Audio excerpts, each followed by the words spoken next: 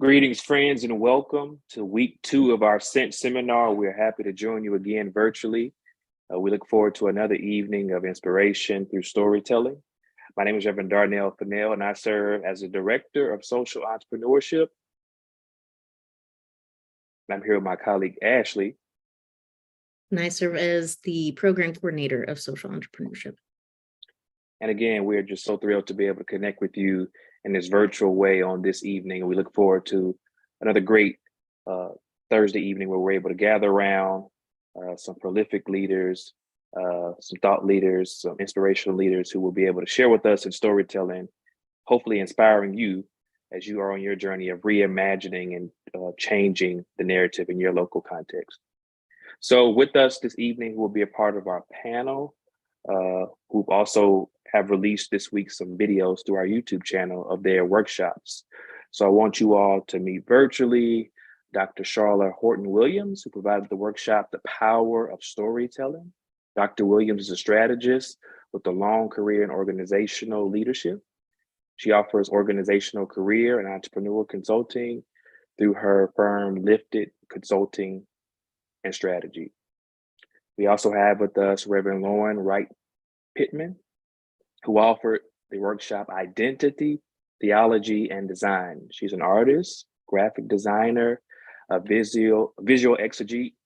Lauren is the director of branding and founding creative partner for Sanctified Art, a ministry providing multimedia creative resources for church leaders and spiritual seekers. We also have with us Reverend Dr. Chaplain Jose Martinez, who provided the workshop Why Stories Change the Narrative. Jose is the creator and director of the Story Wagon, a mobile resource and listening center birthed from his chaplaincy work in hospitals and the military. Jose serves as the minister of New Church Strategy of the Christian Church Disciples of Christ, and we're happy to have you all with us this evening. I'm gonna turn it over to my colleague who will introduce for us our keynote speaker for the evening.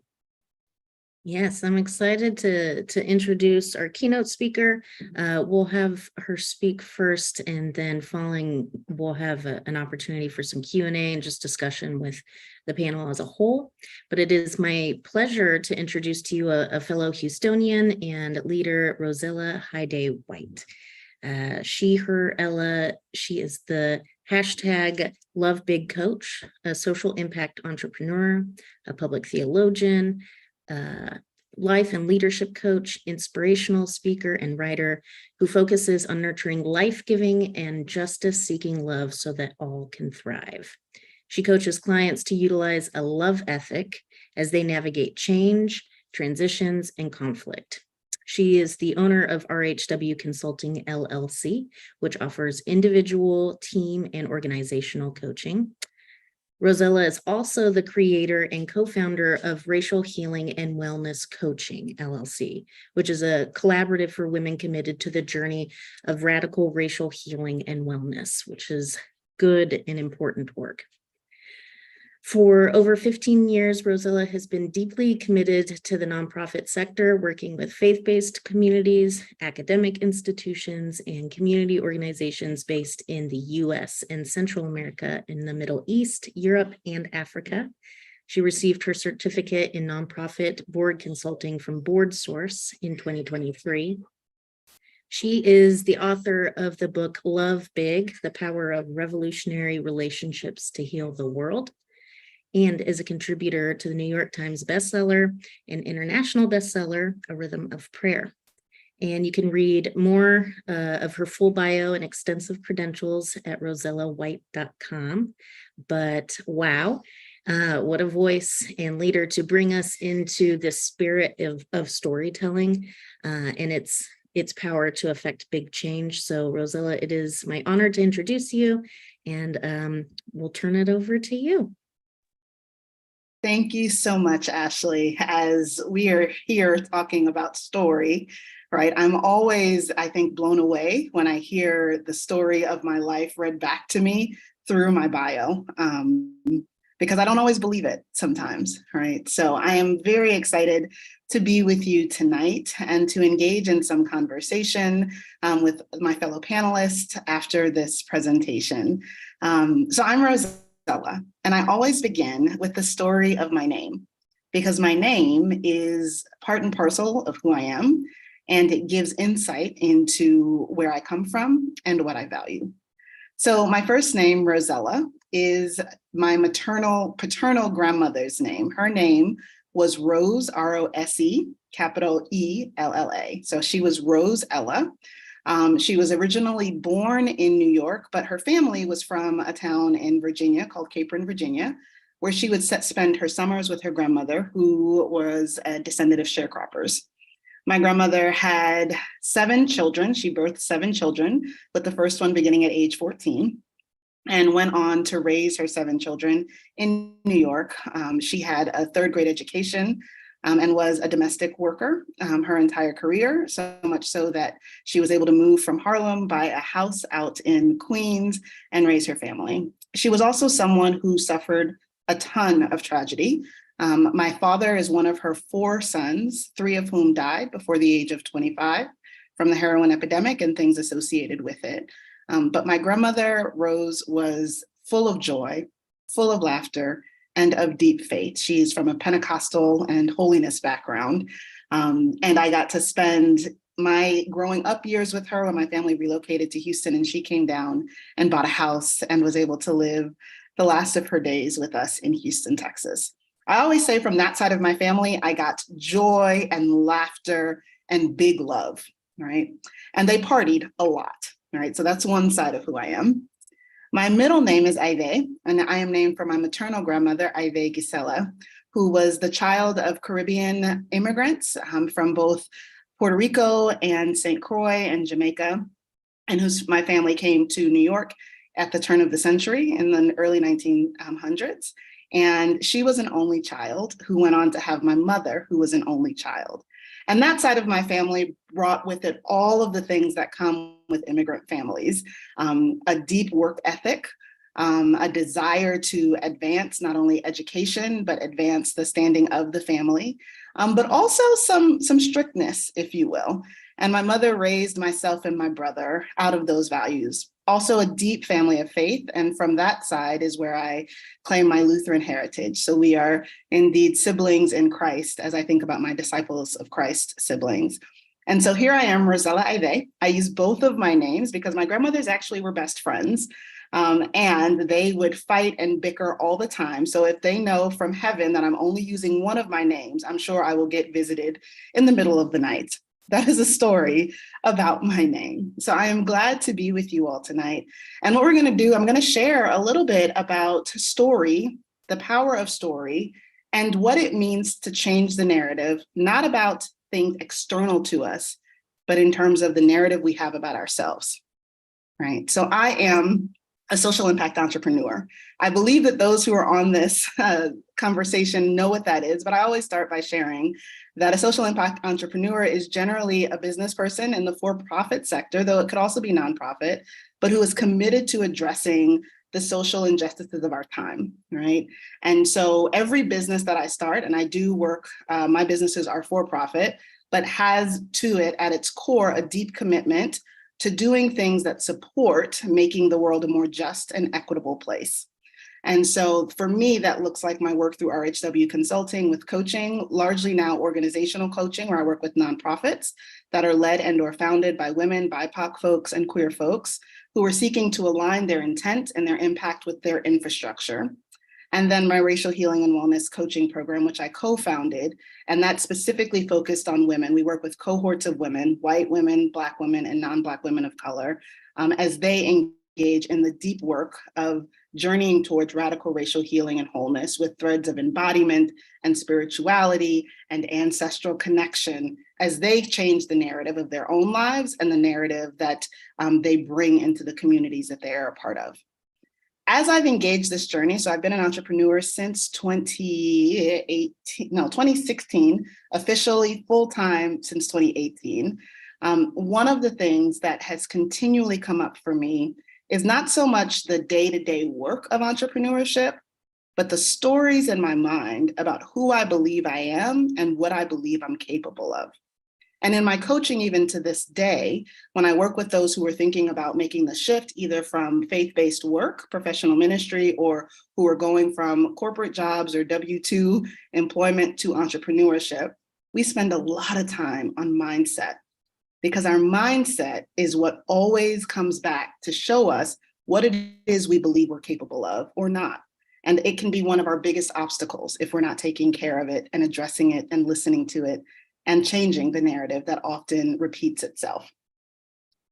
So when I think about these narratives and the stories, right, I immediately came to the story of Simon Peter responding to Jesus in Matthew 16 about who he thinks or who the people say that Jesus is. And so I invite folks often to begin with that question of, who do you say you are? What is the narrative that you have about yourself? And I'm very specific or intentional about the word say, because I want us to think about the things that we say, whether it's verbally or that we think mentally about ourselves. I know that many of us have probably had the experience of speaking to ourselves or thinking things about ourselves that are pretty harsh and that we probably would never say to someone else, right? And I am someone who believes very deeply that the power of life and death resides in the tongue. So the things that we think about ourselves, the things that we say to ourselves, have the power to sow seeds of life, or they have the power to sow seeds of death. And as I think about becoming entrepreneurs, as I think about sustaining as an entrepreneur, right, one of the biggest or deepest or most profound practices we can have is to pay attention to what we think about ourselves and the words that we use to talk about ourselves. Now, sometimes those words are very clear, like we can say things like, oh, I'm so silly, or that was dumb of me, or we can kind of point out those words and start to catch ourselves in the saying or thinking of them. But other times it can be insidious, right? Instead of saying the good thing about ourselves, we can downplay it, or we can pull back, or we can shrink away and not lean into the power of who we actually are. And then that always leads me to the other question, the next question of, do we actually believe, right, that we have the power, the agency, the ability to not only create, but to sustain the work that we have been called to do? So when I think about the narrative and changing the narrative, right, the first question we ask of ourselves is, who do you say you are? And I invite people to get really intentional in their awareness and in understanding or making space to understand and reflect on that which is said and thought. The antidote, a lot of times, once we realize, oh, I might be saying or thinking things that are tripping me up and might be going against the grain of who God actually created me to be, the antidote to that is practices or our practices of affirmation, right? And I'm someone who, to this day, has Post-its all over my desk. I write on my mirror, right? I'm always sharing affirmations about myself. I believe that mirrors are portals. The Caribbean part of me is very I don't want to say superstitious, but we deal in the supernatural in ways that we are not afraid to claim, right? And in this season of my life, all of my spirituality is coming together in a very beautiful tapestry of faith. But I believe that mirrors not only reflect back to us who we are, but invite us to really see ourselves in ways that connect us to what the divine intended for us. So when we think that thought, when we have that thought, right, when we find ourselves saying the words, I invite you to slow down, to reflect on where it came from, and to wonder, what else might I say about myself? What is something that I can speak or think that's positive? Now, here's the thing. We may not actually believe the positive thing quite yet, but we know that there is power in the saying, in the thinking of that thing to combat the negativity. So on this journey of entrepreneurship, I often invite people to start with a narrative of who they have said that they are, right? What are the words that they have used to describe themselves? And to then look at that list, right, as you make the list and think about what the antidotes or what the opposites are, or what the more life-giving opportunity is for you to actually say and think about yourself. So that's about our words and our mind, right? Then the next piece that I invite people to think about when they're changing the narrative is, who do you believe that you are? So this is not the saying, which is, I think, a head endeavor, a thinking endeavor. The belief for me is a heart endeavor, right? It is that what sits in our either heart or our gut center about how we feel about ourselves, about those things that were nurtured in us, even when we maybe didn't have control over them, but that then formed themselves and rooted deeply in our psyche to become a part of our belief system and structure. One of my favorite quotes is that the things that you did to get you where you are not the things that are going to get you to your next level or the next chapter of where you want to be. And I think that's actually true about our beliefs as well, right? And our beliefs are so informed by our families of origin, by the environments that made us who we were, by the communities that we come from, right? Our beliefs are informed by all of this. And so the first step in actually understanding what it is we believe is to go back and reflect on what has been passed down about what you value, about how you understand your role, your identity, and its diverse ways that it shows up. And to start to think through and reflect on what have those beliefs led you to think about yourself, but more importantly, how have those beliefs shown up in the embodied way that you live out your life in the world, right? So how have those beliefs been a part of your day-to-day actions? How have they undergirded your interactions? How have they been a part and parcel of the work that you do in the world? And again, when we change the narrative, we're looking to see where beliefs have been life-giving and where beliefs have been life-taking. And I invite people, when I think about life-giving and life-taking, right, to think simply about it like this. That which is life-giving sows seeds of joy and excitement and inspiration and connection. That which is life-taking sows seeds of doubt, of despair, of feelings of unworthiness, and of disconnection that leads us to isolation.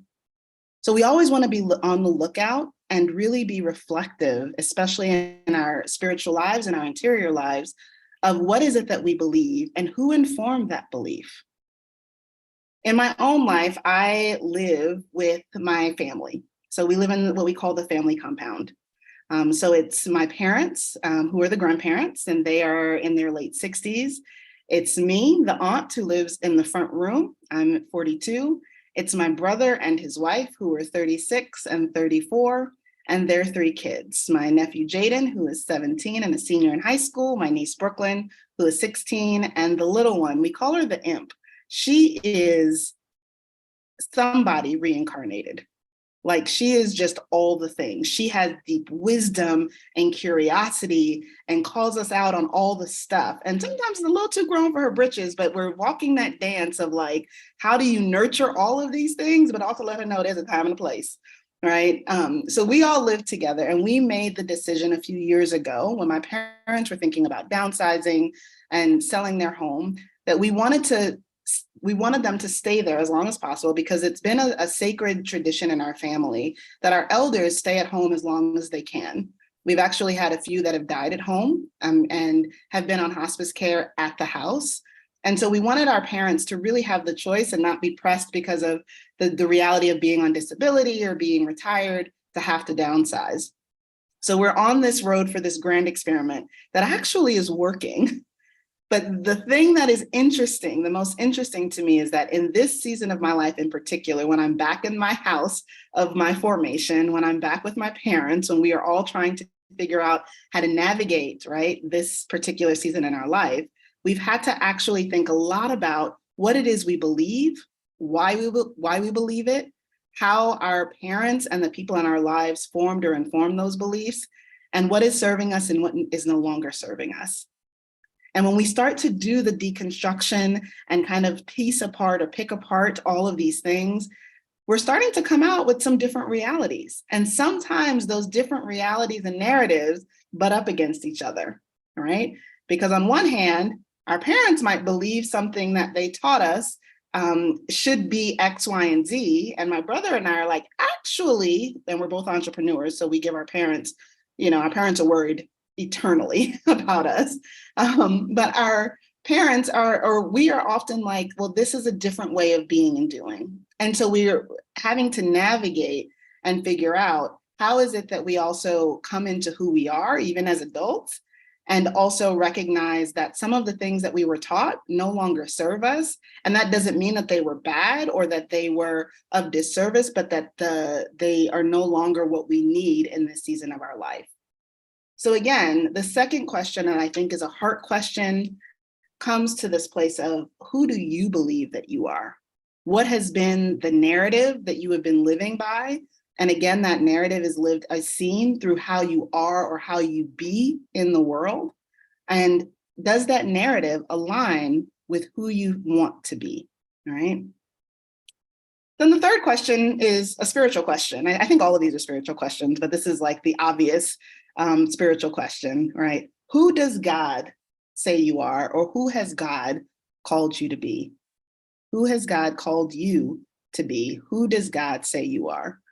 We know in the creation stories that we were called good at the very beginning without having to do or be anything. But God spoke into existence, breathed into existence, created us in God's divine and holy image, and said, it is good. We can fast forward to the baptism of Jesus, which so many of us refer to or think about when we think about how God anoints us and calls us, right? And calls us beloved, calls us children of the Most High. And this reality is something that I've had to come back to continually, even more so now in my entrepreneurial journey than honestly, I think I did when I was in professional ministry, right? Because in this season of my life, the systems and structures that I am around or that are around me constantly are not the ones that are rooted in some of the same spiritual formation and that I was in before. So in this season of my life, I'm having to remind myself and actually create space and practices, even more so now than ever, that remind me and pull me back to my first and foremost identity as child of God. Who has God called you to be? Who does God say you are? And one of the ways that we also discern that, right? Because there's like the global, who has God called us to be? Well, we're children of God. Well, we are all called good. We are made in the divine's image. We are co-creators, right? That's all of who God has called us to be. But each of us has unique gifts, has unique markers that we are being invited to share in unique and diverse ways with the world. I think one of the biggest struggles that I've had when I think about my own journey is around the struggle of comparison, right? Of, well, if so-and-so is doing this and we're similar age or similar stage in life or similar industry, and I don't feel like I'm doing that, spending time on that detracts or distracts from what I'm actually called to do, of what I'm actually developed, what God has instilled in me in particular. And that gets me to me recognizing my unique role as what I call the love big coach. So growing up, I was a romantic, and actually I can't say was because I still am. I use romantic though in the widest sense of the term. I don't just think about romantic in terms of intimate partner or love stories. I think about romantic in terms of how I view the world. Some might say that I look at the world through rose-tinted glasses, which is fine. I like my glasses. I like the way that I see the world. And it was something that growing up, many people around me believed, right, was nonsensical, or she always had her head in the clouds, or she's so sensitive, right? Don't wear your feelings on your sleeve, Rosella, or you gotta, toughen up. You can't be this way out in the world. And I know a lot of those messages came because people were genuinely worried about me or wanted to protect me.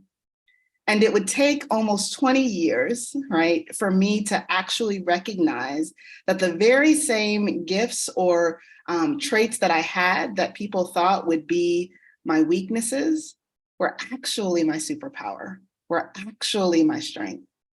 And throughout my life, throughout instances of trauma, throughout all the ups and downs that occur in this life, I came to recognize that God has given me the gift of love, which I think is given to everybody. I know is given to everyone, but God has appointed me to be someone who continues to build on the work of people like Bell Hooks and Cornel West and James Baldwin, people who talked about love, not as this sentimental feeling, right? But as a force for justice and transformation in this world. And as I started to lean into this, right, as I started to explore, well, what if this narrative around me being this romantic and kind of being silly Rosella, right, actually is an invitation for me to lean in and see the strength that I have to offer. And as soon as I started to do that, things started to change in my life, because no longer was I trying to be something I wasn't. No longer was I trying to tamp down on this way of being or thinking. No longer was I trying to make all of these things that people call soft skills, right, in the business world. No longer was I thinking, well, it doesn't really matter. I started to actually lean into the power that it holds. And so when I talk about being the Love Big coach and being a lover, I talk about love is that which creates and liberates and sustains us. It brings about healing in order for individual and collective transformation to happen. Now, those of us who are from mainline Protestant spaces or Christian traditions can very clearly see my Trinitarian formula in that, right? Love creates. In the beginning, God, the creator, created, right? Love liberates. In the person of Jesus the Christ, we see a liberator, not just of the systems and structures and powers and principalities, but of the individual being, of the heart and the ways of being that keep us bound, right? Pointing us to each other, pointing us back to God. And then love provides sustenance, right? We think about the work of the Holy Spirit and how the Holy Spirit is there to not only remind us, but to continually show us the way and to continually invite us to deeper engagement with that of the spiritual realm. So when I think about being a lover now, right, I think about I'm being the one who invites people to be creative, to engage in liberating acts, or to be liberative. I make up words too. I'm a writer, so we can do that. And anyone who preaches every Sunday, you're a writer too. You can make up words. And love invites us to sustenance, to sustaining, engaging, and powerful spaces and places. The other piece of this is that I believe that love heals, right? Like I always say, I am just naive enough to believe that love is all that we need and love can heal the world. One of my favorite quotes is from Mother Teresa, and she says, if we have no peace, it's because we've forgotten that we belong to each other, right? If we have no peace, it's because we've forgotten that we belong to each other. I am now in a season of my life, of my work, of my ministry, because I do believe the work that I do is still ministry, even though it's not within the four walls of a church anymore or within a denominational structure. But I believe that by focusing in on love and a love ethic, right, I invite people to turn back to themselves and to each other and to recognize that we do indeed belong to each other, right? Our liberation is bound. The ways that we can become truer, more whole is actually by letting down some of our guards, embracing some of this vulnerability, and engaging in a love ethic. So the other thing that I would share is, in addition to the who do you say I am, right? Exploring that narrative, exploring the narrative of who do you believe you are, right? Of getting in touch with the who God has called you to be. We talk about our mind and our heart and our spirit, right? Then it's about the embodied way that we show up in the world. I'm very big on embodiment, the ways of being that we are connected to that actually take into account our physical body. I believe it might be Sonia Renee Taylor. I'm trying to remember who said this, but if bodies have been the site of so much oppression and abuse, they can also be the site of liberation. And so when we think about the narratives that guide and ground us, how are those narratives aligned with our deeply held beliefs, right? Where do we see that they are in connection, and where do we see that they are not aligned or that they're disconnected? And a lot of times when we experience frustration, when we experience overwhelm, when we experience kind of that struggle that we feel like we can't get through, I'm recognizing it's because there's probably something that's out of alignment. And when we go back to our stories, when we go back to the beginning, to the middle, to the current place of our stories that we're in, a lot of times they give us clues. And I believe that one of the most profound things that we can do, not only as people of faith, but especially as leaders, especially even more so as leaders who are looking to, whether it's form businesses, start businesses, engage in the entrepreneurial space, is to be so deeply connected to your own self that it feels in some respects like this can't be the work, right? The work has to be building the business. The work has to be creating the marketing funnel. The work has to be following up on sales call. The work has to be going after a new client. Actually, because of our faith commitments, because of our beliefs, the work is actually connecting back to you, yourself, your spirit, your body, and ultimately back to the creator. And so lastly, the last thing I'll say is, again, when we think about changing the narrative, we know that change is hard and change is constant.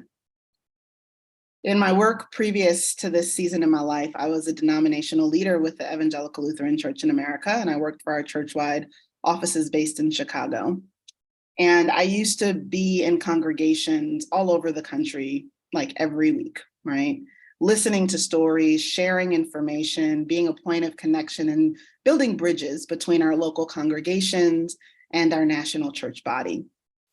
And one of the things that I was fascinated by was that when congregations were presented with options or an invitation, if you will, to change or think about holy closure, more often than not, congregations would choose the holy closure, right? Change is something that is so hard.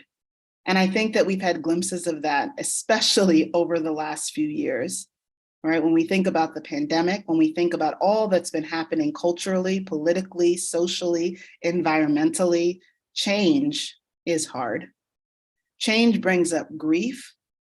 Change invites us to actually dismantle and deconstruct what we thought we knew.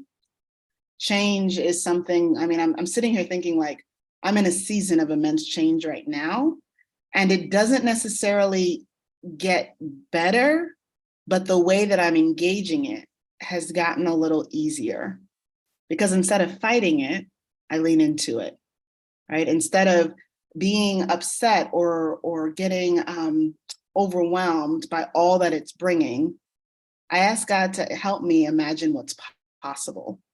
So as we think about changing the narrative, whether it's about ourselves, the communities we serve, the organizations we're creating, the congregations we're a part of, the ministries we're connected to, know that there will be grief, that there will be moments of disconnection, that there will be struggle, because change invites us to confront all the things that we had hoped, right?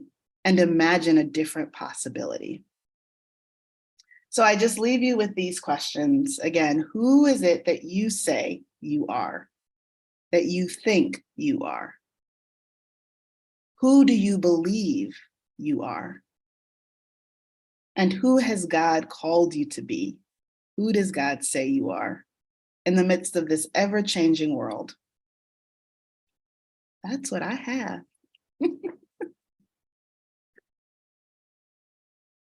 And we give thanks for what you have offered to us this evening, the words of inspiration, the words that I believe will transform those who will listen, whether now or listen at another time, to this evergreen video. We appreciate this wisdom that you have offered to us, and we allow those words to kind of sink in and give you a moment to kind of settle yourself in before we transition from keynote to panelist. But again, we allow those words to sink within our hearts, as we all have to wrestle with the things we tell ourselves. Mm-hmm. Yeah, and we'll have a question here that kind of invites everybody to introduce themselves through this lens of storytelling. But we just want to name to everybody watching now live on Facebook or YouTube, you are welcome at any point to post comments, questions in the chat, and we have our tech team who will be relaying those to us so we can answer your questions real time. But one of our first questions we want to open up to our panelists and Rosella are, whose story has changed your narrative and how? Who were you before and who are you now because of that person's story? I'll let you reflect for a moment, and then you're welcome to jump in popcorn style.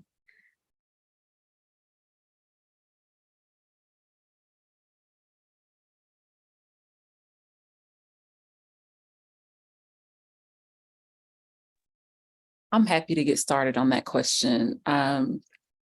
I grew up in a very conservative, spiritually conservative home. And I became a parent very early, graduated from undergrad, got married, had a baby, and she was the light of my life. I had no idea the depth of love that one could experience until I had a kid, Madison. And I'm hesitating somewhat because this is her story, not mine, but my story is woven into hers. At about 15, maybe 16, Maddie came out as a gay Black woman. And it shook me to my core because it challenged everything that I believed was right, was holy, was godly, represented who God was. And I remember her saying one day, raised in the church, was very active in ministry and in church. And I remember her saying, so the same God who is love does not intend love for me. And she was a teenager, maybe 16 at the time. And I went, well, yes, of course he does. And it was in that moment, I don't even know if she remembers that conversation, but it was in that moment that I forced myself to reframe love, to reframe God, to reframe holiness, to reframe righteousness, to reframe what it meant to be a human being created in his image, walking in this place that he's designed for us, right? And so my story, my evolution as I literally have spent the past, she's 23 now, have spent the past 7 to 10 years becoming a different person. I've spent the last 7 to 10 years writing a new story for myself. Grateful for the grace that she extended to me because this was not an easy journey. This was challenging, long held beliefs, deep family tradition. It was challenging, and I still struggle with it at times because it's so deeply woven into how I was shaped, how my worldview was formed.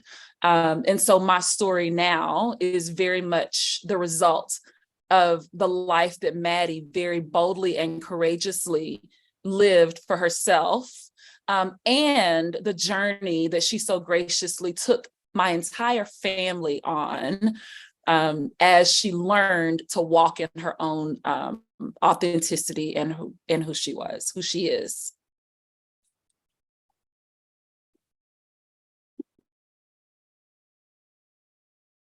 Thank you for sharing.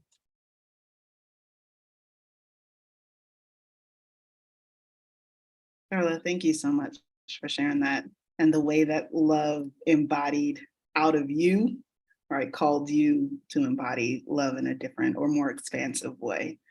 The story that's coming up for me I was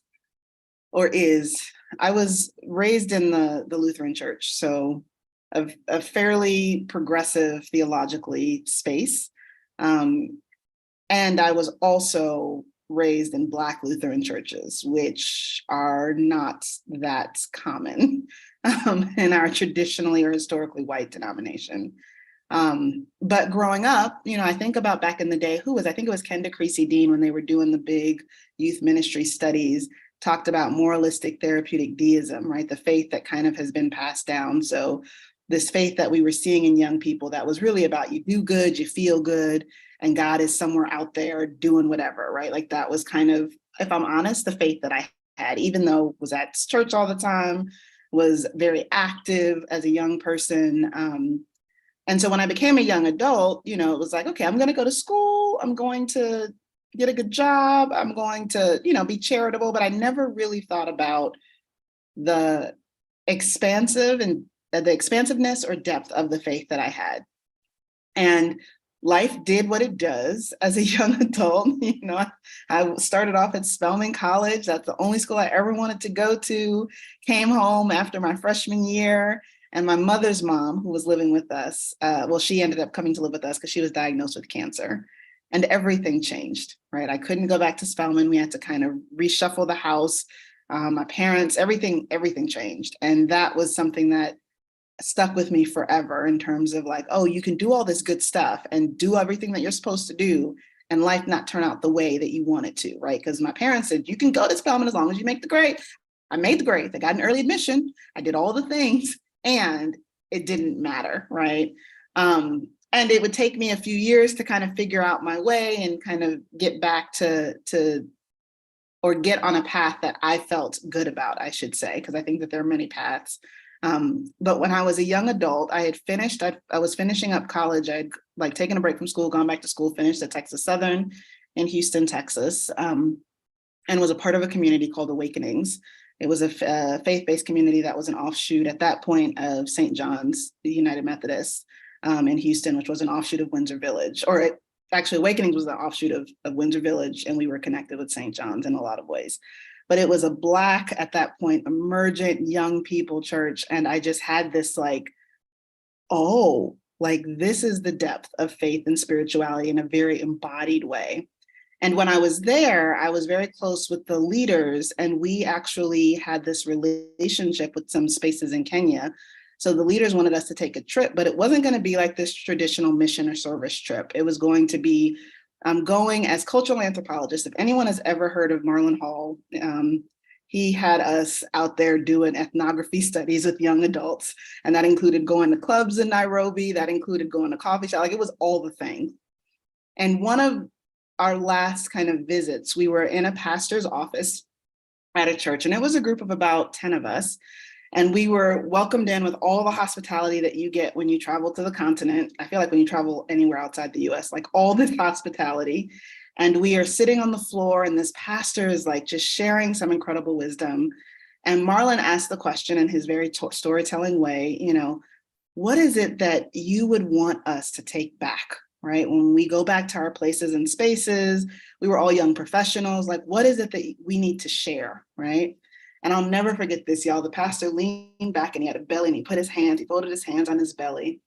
And he said, because we were all Black young adults that were on this trip, he said, I want you to tell your peers that you are descendants of those who made it. You are descendants of those who made the journey across the Atlantic, right? You are descendants of those who were enslaved in the transatlantic slave trade. You are descendants of those who worked the fields. And he went down the line, right? Of all of those who died, who didn't make the journey. You who are Black in the United States, and that is your home, and are descendants from those who were enslaved, actually have everything you need in yourself to create life, right? And of course you can imagine we're all like stunned and like crying, sitting here like, oh my God. And I just will never forget that story, because that narrative or that story changed, right, who I was from being this person where faith was like a thing, like you do that because you're supposed to be good, to like, oh, like who I am in my being, right, is literally my ancestors' wildest dreams come true. And that the faith of those very same ancestors, and I mean the expansive faith, right? I don't mean like a Christian faith, but the faith and the spirituality of those people runs through my veins. And that means that I am actually capable of doing and being everything and anything that I am called to be. And that is stuck with, that was now 20 years ago, literally this year, 20 years ago. And that has stuck with me and then changed the course of my life. Like I went to seminary after that. I did all these other things that I never thought I would do. And I didn't even go to seminary because I wanted to be a pastor. Like I don't want to be a pastor, but it was like, there were all of these things that came out of that. So that lives with me for sure.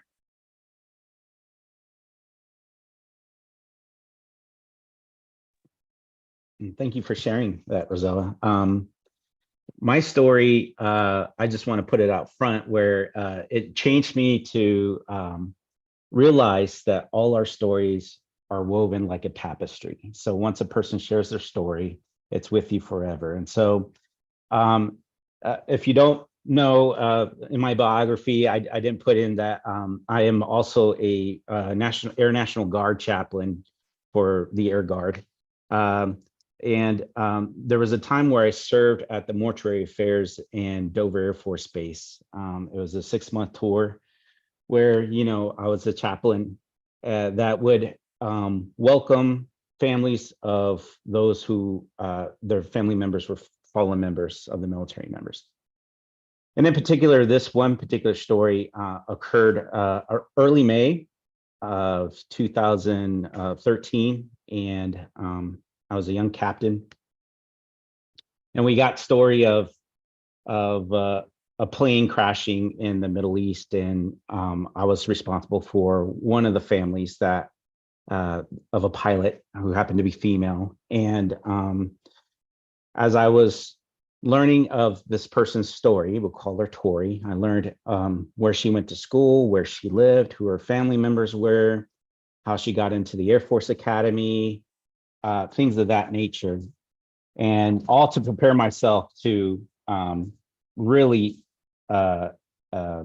embrace the family that was coming, because, they have all this from her, this memory. And so as she was being remembered by her husband, he was telling me other stories of her favorite meals at Thanksgiving, and they just had a new 3-month-old baby, and how she was looking forward to being a mother of their first child, and all the dreams and things that they were going for. And and when the time came when she came back to the United States on Mother's Day, remembering all that story, remembering who she was, and remembering what she meant to her family, her father, her mother, who also were there, who shared different parts of her life, her childhood and things of that nature. It really stuck to me, because beforehand, being a chaplain in a hospital, being a chaplain in the military, I took people's stories and I didn't hold on to them very much, because, sometimes really holding on to other people's stories could cause yourself some trauma, But this one, I realized, because of the age of the husband, the life situation of them as a couple, having a small child, being around the same age, their story started to integrate with my story of who I was. And ever since then, it's been about 10 years, I still take time on Mother's Day to remember Tori, because her story is now part of my story and how she impacted my life. So all of our stories, when people share their stories, and it might cause more depending on the situation of the whole environment, but it sticks with you. And we're all interconnected. All of our stories are interconnected like a woven tapestry. So that's the story I have that really changed me from what I was to what I am now.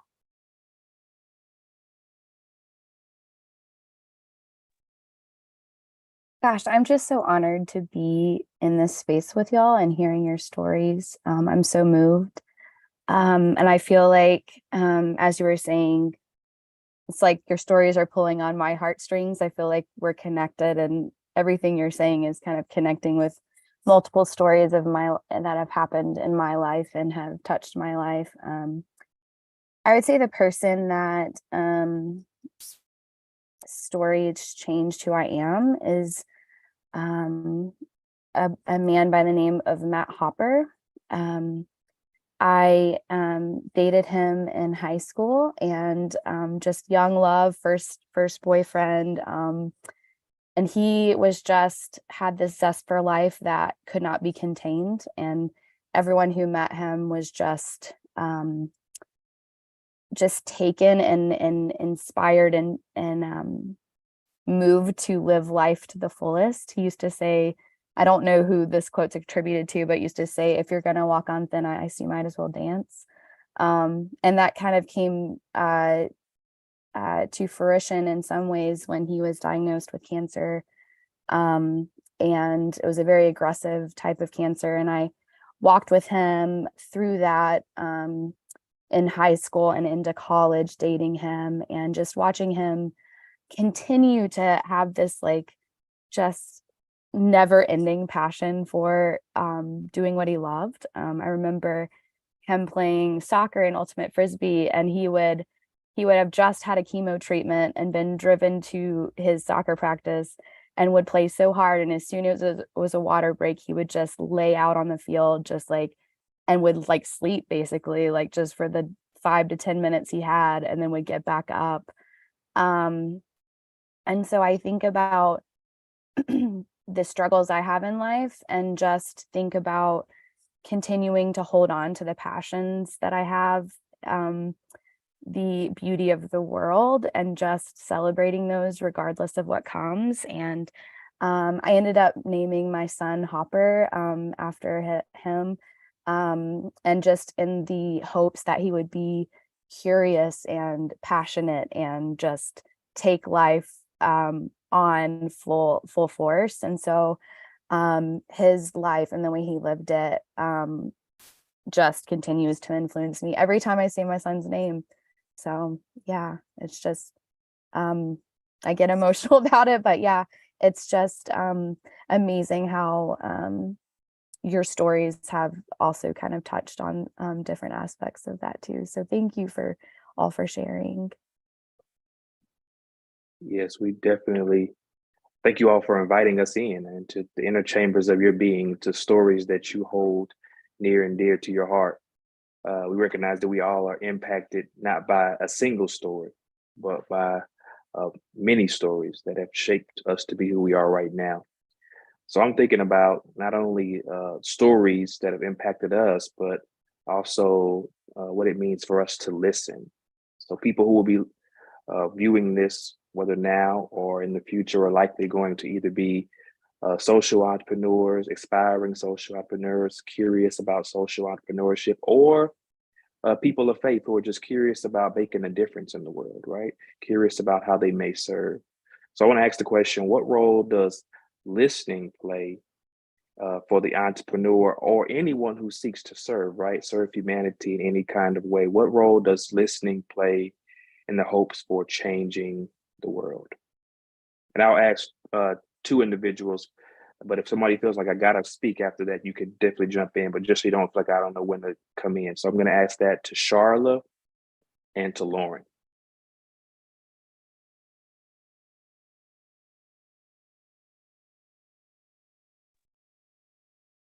I appreciate this question because I struggle with listening, and it becomes quite evident sometimes as I am, particularly in my strategy work, because one of the things that I've realized is that if you're not clear on the problem that you're actually trying to solve, you will prescribe the wrong solutions.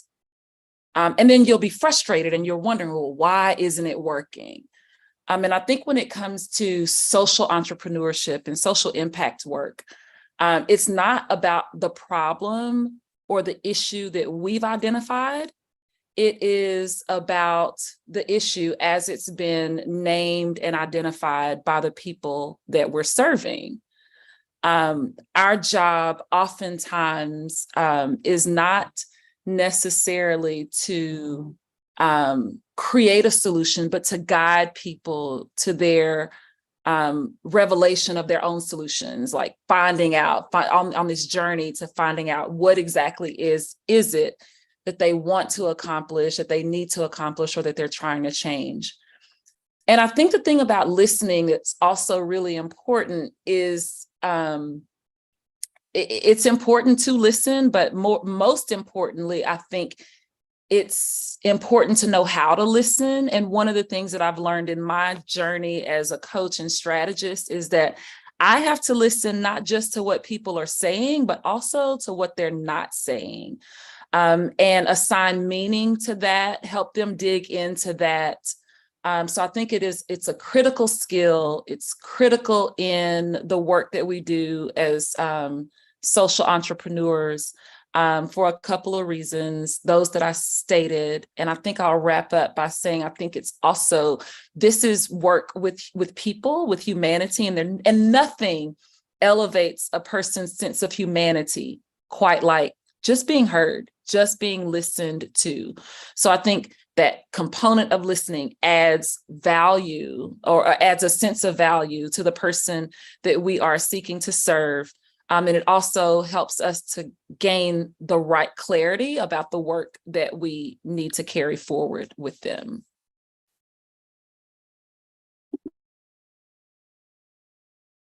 Building on what Charla said is the notion of helping whoever you're working with discover for themselves what it is they need, and not prescribing. When I work with churches doing rebranding or nonprofits, I don't want to come in with my idea of what I think they need. And I think that's true for working with anyone, is not trying to come in and say, I know better for you than you know for yourself. And so in my work, I try to, like Charla said, listen to what's not being said. And often in the design process, if I'm working with a committee of people, there will be an image that I create, a logo I create that creates some tension within the group, or someone in particular may be particularly upset with the image in some way, and it becomes kind of a scapegoat for what's happening within the community. And often it's a resistance to change. And often their critique of the logo ends up being a hint to what is happening in the community that hasn't been shared. And, the questionnaire I offer, there's some things that, churches may not want to share with me as part of their story. So it's sometimes just listening to those moments where there's tension, or there's moments where just kind of pressing on, we'll say more about that. Let's explore that a little more, and help them find for themselves like what the solution is. So I think if I wasn't willing to kind of listen into, sometimes I see my work as pastoral care in those situations, because in a lot of ways I'm the arbiter of change. Like, I'm the person that's coming in and trying to change everything. And so I just kind of take on a lot of that so that it can kind of get out of the system of the committee. So yeah, I hope that's a helpful answer to the question. I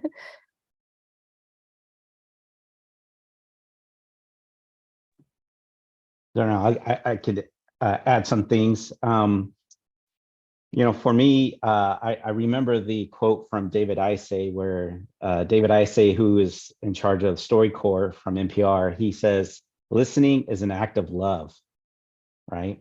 And so for me, when I think about that, I think of love as being more than an action. So listening also is more than an action. To me, listening is a posture. And so the way that this is, plays in the realm of the social entrepreneur is that if you don't have a posture of listening, people won't come and say their story to you. If you want to help people, so just being mindful of how we are posturing ourselves in a way that we have that posture of listening. And there's different types of listening, of course, but yeah, definitely posture. That's good wisdom. So Jose, I'm going to invite you to respond to this question, and Rosella as well. I know in some of the work, the racial healing work that you've been doing, if you want to add to any of this. But Jose, in your work with Story Wagon, a lot of these stories can carry a lot of pain, carries trauma. What would you say to someone who's been on the margins, who it's not always been safe to tell their story? What wisdom might you provide around finding the right or the appropriate audience for your story? Let's say that there's a need that is real and true and great. How do you know where to cultivate your audience? Yeah, that's an easy question. No, I'm joking. It's not an easy question. Well, I only approach people that are willing to share their story. Like, I asked the person themselves, like, are you willing to share the story into the greater community? If not, that's okay. They can still share their story and it'll be kept in confidence. Like a good chaplain that I am, I'll keep it in confidence. So the thing that I'm mindful of, though, through it all, while holding these people's narratives and their stories, is that as I'm sharing,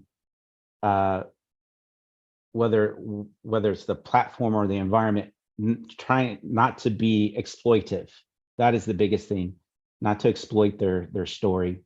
And their story is for the common good. Their story is for empowerment to help another. So, yeah, I think it's just primarily getting the permission from the storyteller who's allowing me to share their story, to making sure that that doesn't happen. So I know it's the roundabout way of going out. Well, how can you make sure you really can't make sure unless you have the permission of the person. So the key things are, don't make it be exploitive, and make sure you have consent from the person to share the story. So those are the two major things in my mind. I think what's coming up for me is so much of my work, whether it's been with populations that are marginalized or have experienced marginalization and oppression, or those that have experienced trauma, right, is about helping people get back in touch with their agency.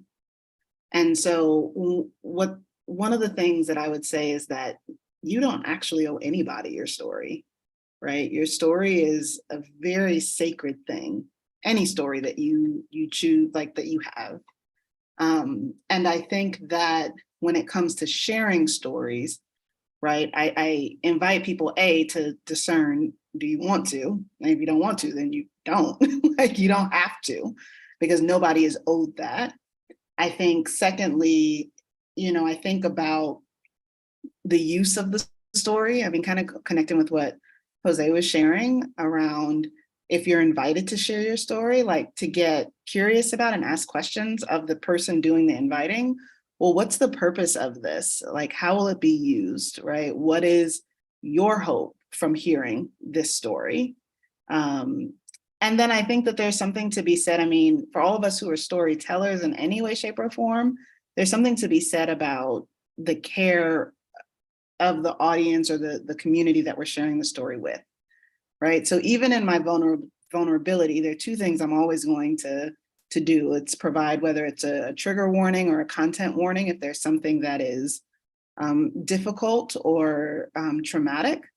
And also the permission to people to leave if they need to, right? If we're engaging in a space or place that it's too much to bear, like, you get to take care of yourself first and foremost, without any assumption or judgment from me as the person who might be sharing story or leading or facilitating that space. And then I think the other thing is, so not just the, like, who gets to hear it, not just about your agency and telling the story, but also, and the use of the story. I literally just lost my thought. I was trying, y'all. I was trying to bring it back. It might come back and it might not. That's what I got. Oh, it happens. Trust me, we understand. It's the part of the human experience. So I have a question that I want to ask Charlotte, but also want to ask, because we're in that storytelling phase, I also want to ask a question that for Lauren. So I'll ask Lauren this question and we can backdoor the question with Charlotte regarding fundraising. So Lauren, as one who does branding and design, I'm curious, again, we'd want our leaders to be able to hear not just oftentimes we have seminars, people just get information about branding and design, which is great and helpful. But it's also good to hear stories, because then stories become wisdom, right? Stories become experiences that they can then apply to their own experience. So what's a story perhaps of branding? Because branding tells a story. What is perhaps an example that you've had in your work of branding not being done well, storytelling not being done well, and the impact that it's had? Thank you for that question. I have so many thoughts that have gone through my mind when you asked that question.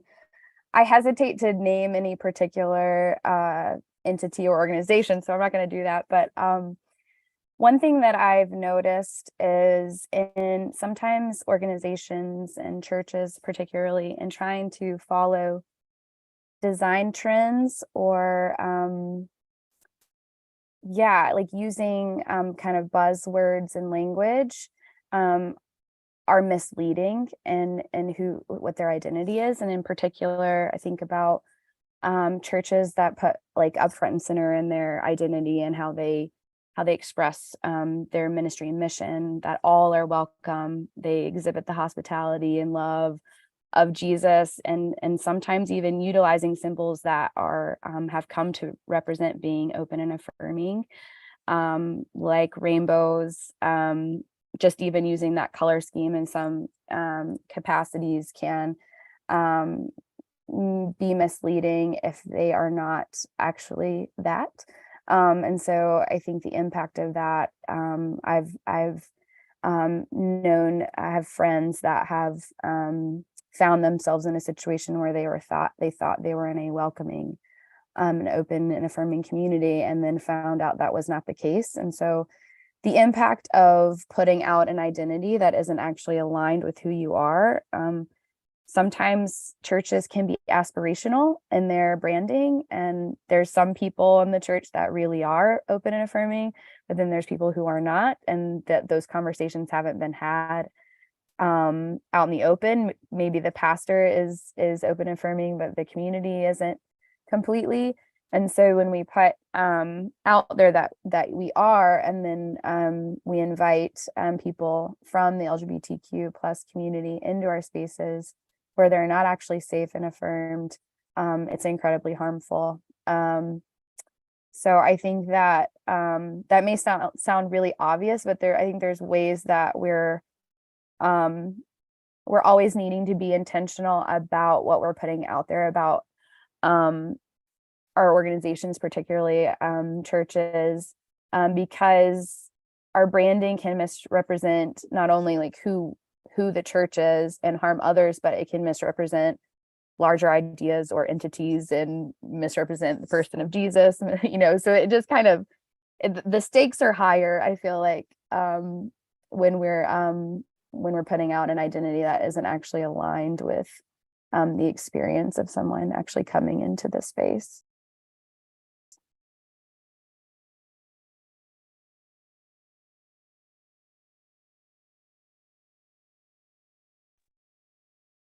Am I answering the exact same question, Darnell? I'm sorry. Oh, okay, great. We have another question. So backtracking a little bit, but still connect. I mean, you're welcome to add on to what Lauren was sharing. When it comes to storytelling, one of the things that we see, especially, we have a cohort model. We have people who are interested in launching or developing some kind of social impact idea. And so these faith-based entrepreneurs, a lot of times there's this mental hang up. You feel called to do this good, holy work, right? But there's this mental hang up around asking for your audience to pay for a good or service.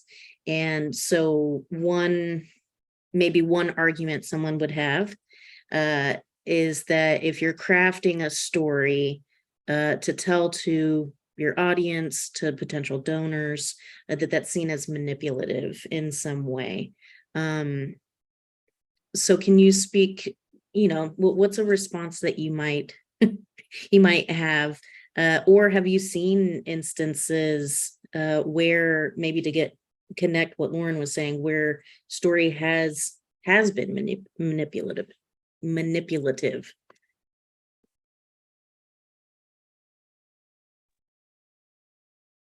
I think I want to go back to Rosella's keynote and the question about what do we believe about ourselves?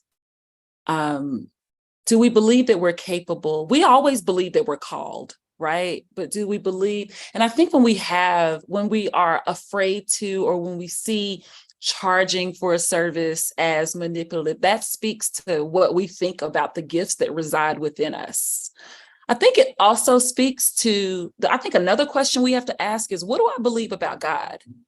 And what do I believe about the role that I play in the kingdom? Because I think sometimes what we get caught up on is calling does not replace his sovereignty and his role as the ultimate provider and our father, right? And so we believe sometimes that if we don't give, then somebody's not going to receive. If we don't offer a service at no charge or at such a little charge that we can't, and I don't know, I just believe for myself, like I reject the idea of poverty with swiftness. Like that is not my portion. Struggle is not my portion. I believe that I am gifted, and I believe that the gifts that reside in me belong to the kingdom, but I believe that God gifted me for the purpose of offering that gift to the kingdom. And I believe it's his responsibility to sufficiently resource people to be able to access the gift that he's given me, right? And I think that's in terms of like social entrepreneurship and charging for goods and services. I think on the other side, when it comes to fundraising, I don't know that I'm thinking about whether or not I've seen an experience where someone considered it manipulative. But I think the same question can be asked, like, what do I believe about myself? What do I believe about the calling? What do I believe about, and what do I believe about God? I think that I'm thinking about the Pygmalion effect. We don't necessarily do what we think we can do. We don't necessarily do what others think we can do. We do what we think that someone else thinks we can do.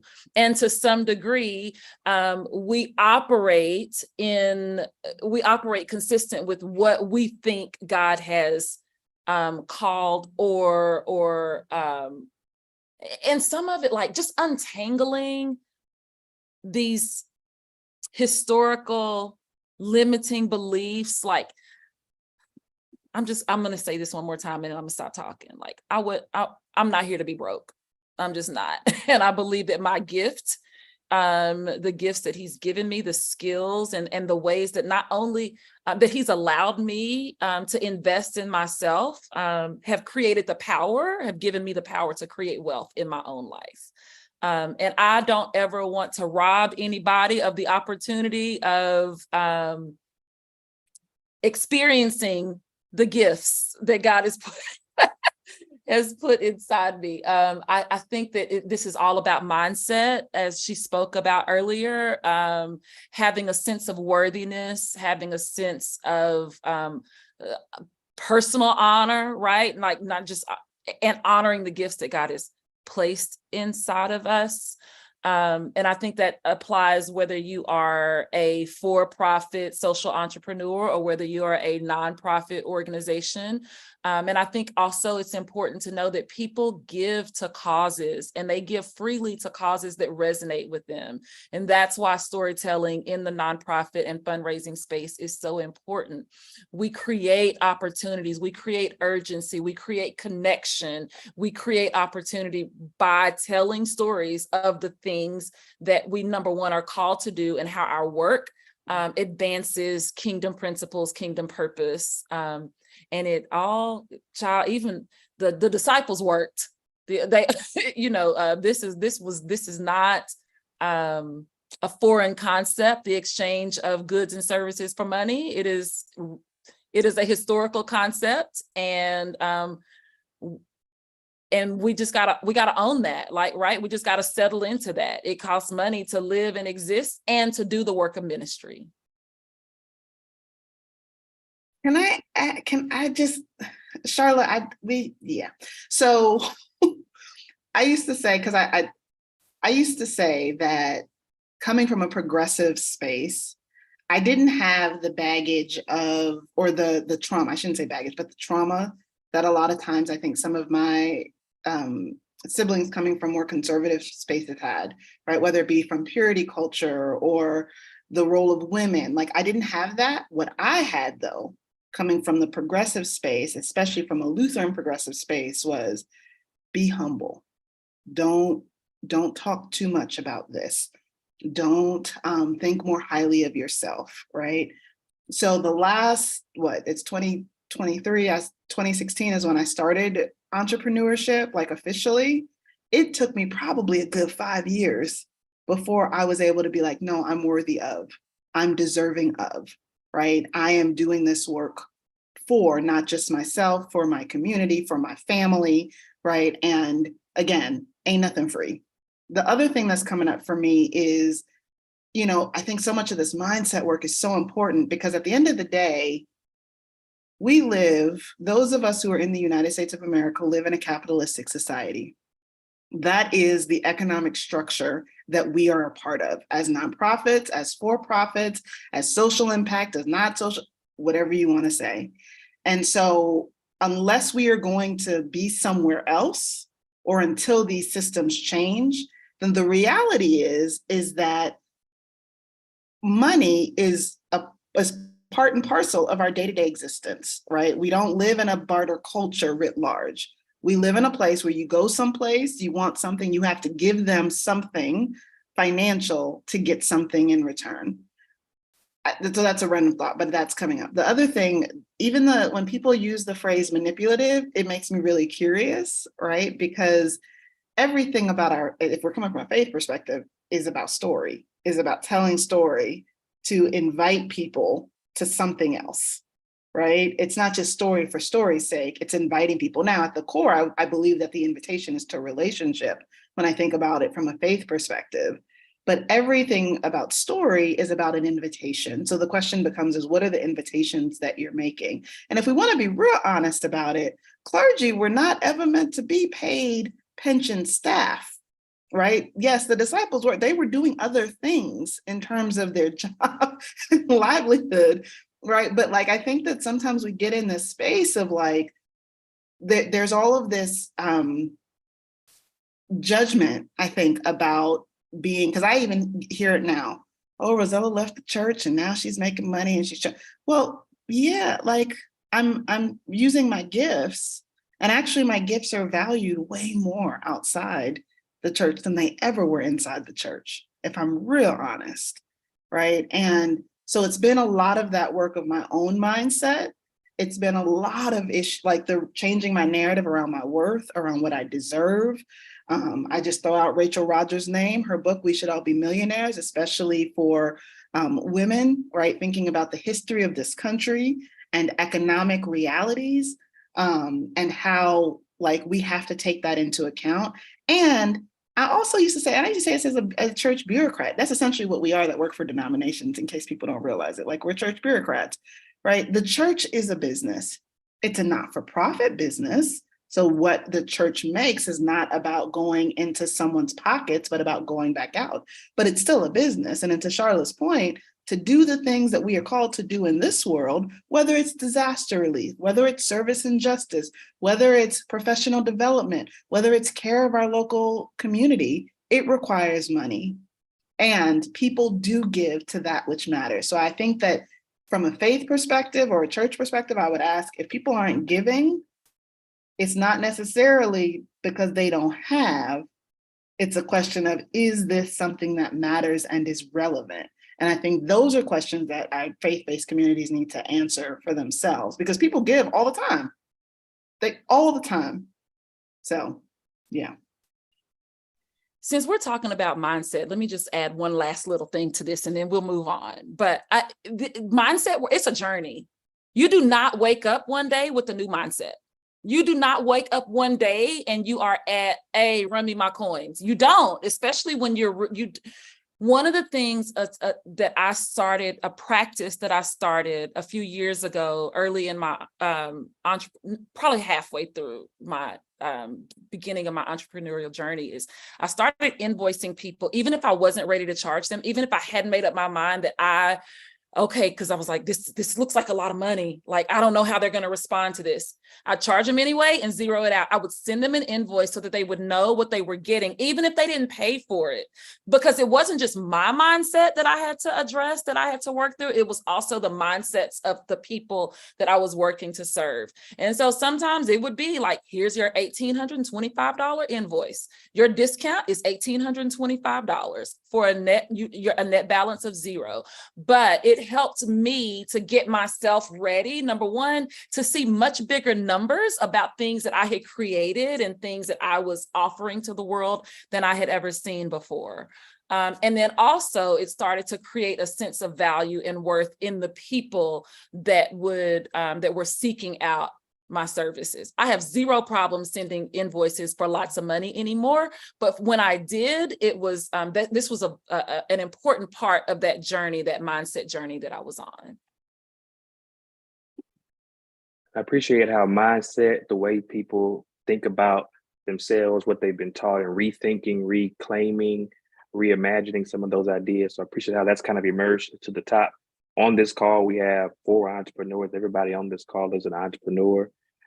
So again, want to be able to speak perhaps one thing that you would offer to other entrepreneurs or people who are thinking about entrepreneurship, whether it's for-profit, social entrepreneurs, one thing that needs to be in a seed of a mindset change to help them thrive in their work. I think we've already heard one about recognizing the importance of knowing your worth and not being afraid to name what your price is to honor your gift. So that's one. I think we've already lifted that, and that's a mindset shift for 2 of our entrepreneurs on this call. But what are some other things that are important for leaders to hear as a mindset shift that will lead them to a place of thriving and doing well? One of the things that's coming up for me that I talk a lot about with folks is you're not necessarily going to be doing or spending the most time doing the thing that you think you will be, right? So I'm a coach. That's what I do. I love it, right? When I first started, it's like, I'm coaching 6 days a week. Now I coach 3 days a week, and 3 days a week are on other things that leads to the coaching for the 3 days a week. And so I talk about that mindset shift of thinking about your front versus your back end, right? And so much of what we get into entrepreneurship because we want to do this thing, we want to provide this service, or we want to make this product. But the reality is that you have to have the systems and structures in place in order to provide the thing. And I think about the James Clear quote is that we don't rise to the level of our goals, we fall to the level of our systems. So I always recommend Atomic Habits. There are not very many white men that I still listen to, but James Clear is still on that list because his stuff is really, really, it gets me together all the time. But this notion that it's not just about the thing you want to offer or do, it's about the systems, structures, and processes that set you up for success. Your scheduling, the way that you plan your week, the systems that you use for client relationship management, like all the stuff that's not, I was not thinking about any of that when I first started. I was just thinking about being a coach and figuring out. And then going back to the last question of part of why prices change is because those systems cost money. So if I'm just coaching you, right, versus now I'm coaching people, I have a pipeline, we use this system, you're getting these automatic things, everyone likes the calendar. Oh, yay, website, that stuff costs money. So prices have to reflect the systems that also are a part of the front end work. And I'm going to add to that I think this is something that I still very much struggle with. You cannot DIY your way to greatness in your business. Don't try to if you don't know how to build a website, don't try to build a website because you're going to be out here looking like trash. If you don't understand business formation, do not be on secretaryofstate.gov trying to figure out how to create that.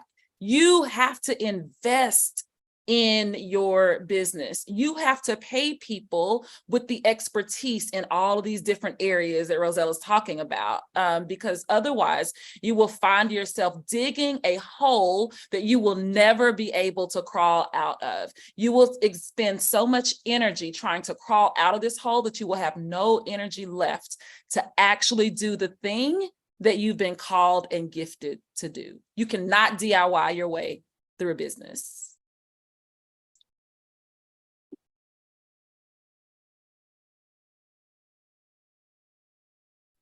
I'm here for the Rosella and Charlotte School of Business. Like, that's just what I'm here for. I am honestly learning a lot of this stuff. I'm in the midst of this, like the knowing your worth piece. Like, I am constantly feeling like I'm apologizing as I'm sending an invoice. Like, oh, I'm so sorry that that I did this thing for you. You know, like there's things that I'm still kind of learning, especially as an artist. People think that my work is a hobby. Like, it's always considered like, oh, you just do this for fun. And I'm like, no, when your toilet breaks, you pay a plumber to come fix it. And if you need some art in your space, you got to pay, you know. But it's these mindsets that have to shift, that you have to shift, but also continue to shift into. Like, I am projecting, like what y'all are saying is something I'm projecting into the future of what I will be, but I'm not there yet. But I'm like still moving forward, as though I believe those things and those things are true. The big thing for me is trusting your call, trusting the path that's being laid out in front of you. And there's always a moment, I feel like, for people that I know that enter into entrepreneurship, that there is a huge leap of faith, a huge risk that has to happen in order to move forward. And that may be leaving a comfortable job where you have a 9-to-5 and you have a reliable paycheck. And that was me. I was a designer for a design firm, and I ended up going to seminary and couldn't figure out why I was there. And then I met some other women who were artists and creatives that were also weren't sure why they were in seminary. And then we were like, oh, right, like we can maybe make our own path. It's not here yet, but like we see it. But I had to quit my job.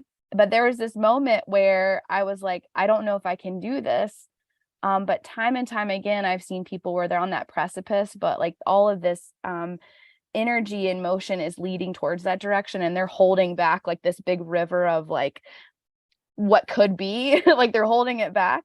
The people that let go and move forward, they end up having too much work. Like then they're like, I can't say no enough because I've gone down this path, and now there's such a need for it that you just, all of it comes to you. I don't know how to explain it, but if like you're following the path, it will work out. So if you have this moment where you're like, I don't know if I should take the risk, do it. And also just tell people around you that the fears you're having, and like, you know, contact other people who have done this before, other entrepreneurs who have taken that leap, and just have it like build a community where you can be talking about how the fears you have, but also if you have questions about what's your tax status, like how did you form your business, like find those people and build community. But also when someone comes to you, I feel like it's really important to pay that forward and say, you know, like, this is what was given to me, let me help you, also in realizing that that dream. So yeah, just trusting the call and moving forward. Yeah. I really appreciate what Lauren was saying. And I appreciate what everybody's been saying.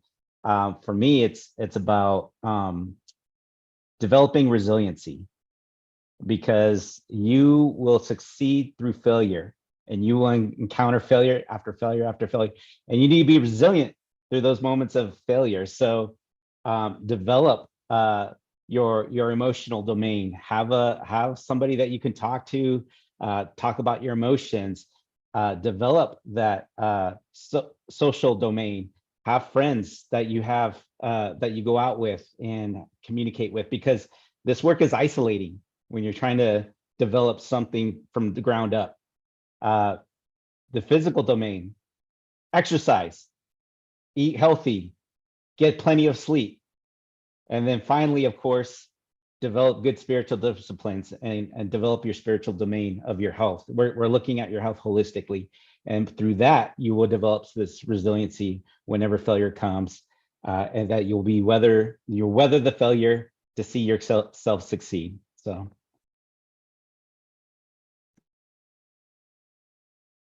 So we have 4 entrepreneurs, as Darnell said. We have people with experience, vast experience in development and organizational and leadership development and branding and programming here. So I just want to remind our audience, like, we have people who have been doing this work as it relates to entrepreneurship and social enterprise. So we want to remind you, you can put in questions that you have. Maybe you have a question about fundraising. Maybe you have a question about branding. Go ahead and pop that in the chat, and our tech team can pass those over to us. But while you're thinking about what questions you want to pose the panel, I actually want to circle back to Rosella, and in some of the work that you do, you use this love ethic. So I wanted to give you a moment to kind of like elevate what that phrase definition is. But can you tell us about the intersection of storytelling and a love ethic? Are those mutually exclusive? What does that intersection look like? How do those things affect change? I mean, I feel like Jose, when you had given the quote around like to love is to listen, or to listen is to love, what was the quote? Listening is an act of love. Listening is an act of love. I literally had written that down, or like written a thought down when you had said that, because I think that when we care about people and ultimately, so let me back up. When I talk about a love ethic, right, I talk about a way of being in the world that is marked by creativity or creation, liberation, and sustenance that brings about healing, right? That's very simply when I think about a love ethic. And I use the big piece of it, right? I say I'm the love big coach because I talk about love that is bold and intentional and generous, right? So we're looking at building or grounding our work, our decisions, our embodied way of being and leading in those things, in creativity and liberation and healing. And we're going to be bold, we're going to be intentional, we're going to be generous, right? As we make our decisions, as we engage in relationship, as we make changes, right? Or embrace change in the world, or create culture, co-create cultures together. And so that is kind of the foundation. I think the intersecting point, right, is that when you love and you love big, you care about people's stories. You care about who they are and where they came from and what formed and informed them. And so you create space to listen, right? You create space to get curious. One of my favorite quotes from one of my professors in seminary was she would always invite us to turn our judgment into curiosity, right? And so when I think about what does it mean to listen and listen well, it's to actually embrace a stance of curiosity and to get really curious about not only another person's story, but about what that story stirs up in you, right? And what it's inviting you to reflect on, and then what is possible, right? When you think about the spiritual element of it, what is possible when that story and my story combine with God's story, right? Something new is always available to us with that listening, with the love, and then ultimately with the being in relationship. So that's what I think about or mean when I talk about being steeped in a love ethic. I did want to say something that was connected to something before. If I think back to, so I think it was, I love what Charlotte said, if you can't DIY your way to greatness in the business space, I had this thought, and I wrote down ministry versus business, because for many of us who come out of ministry or professional leadership positions in the church or faith-based places, we're supposed to be the person of all trades. We're supposed to do everything. right? You know, most churches aren't multi-staff mega churches. Most churches are solo pastor, maybe a part-time administrator, if that, right?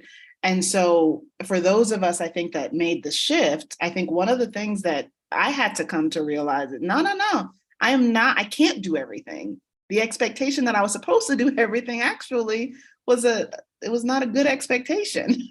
It wasn't honoring of the gifts and time of people. So I just think about that as another mindset shift as you go from one space to another, right? That I could not do this work. I mean, I have 2 assistants, I have a bookkeeper, I have someone who is my CFO, I have a coach, right? I have a group of women that I connect with regularly, going to Lauren's point of like the group of people that help me. I mean, I can tell Jose is a chaplain through and through when he came through with the resiliency, right? Like building the resilience, because failure is inevitable. And it's not even, failure is not a bad thing. Failure is just a lesson that we learn from. And there's so many things I wouldn't know if I hadn't failed. So like, yeah, we can't do this alone.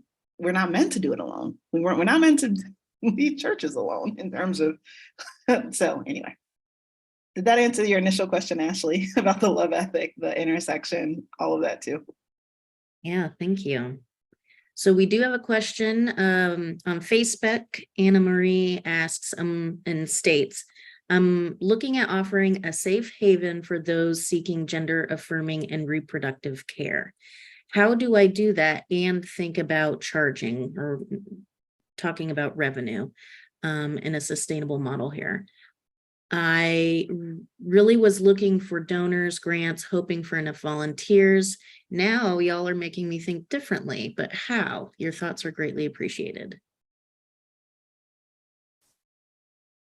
I think that's a great question. I think one of the questions that I would have is if you're seeking to be a nonprofit or a for-profit entity, because I think that will inform the financial structure, right? So if you're not for profit, then that requires some things. It requires some type of advisory board. It requires registration with the state. There's legal designations around that, but it also does open you up for grants that offset the costs for people that you'd be providing the service for. And those grants can go towards both the admin side of things, but the actual development of the program or service. I think on the for-profit side, right, one of the things that I hold on to all the time is that pricing is personal. There is never an answer that I think fits for everybody, but I think about the ways that I kind of got to pricing, and my pricing changed a lot at the beginning, right? Is you think about the value you provide, you think about the time that it takes you not to deliver the service, but to prepare for the delivery of the service. And you think about what you need. Like if you're doing this, if you're creating this business or this organization, like your needs have to be about a part and parcel to that pricing. So those are just my initial thoughts based on that. Oh, and if it's nonprofit, then yeah, the grant route or going through that route to get the funding would definitely lower the cost for participants. But just because it's not for profit doesn't mean that it has to be free either. Right? Again, not for profit is how the profits are used, not that the services are free. So say it again for the people in the back. Any other thoughts from the rest of you?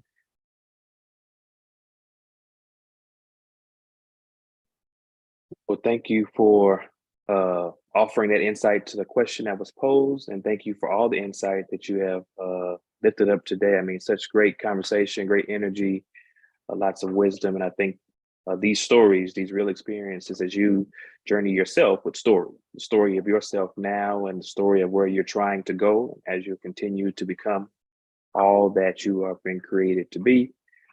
We thank you for offering us pieces of your story that now becomes a sense of inspiration, encouragement, and wisdom for others.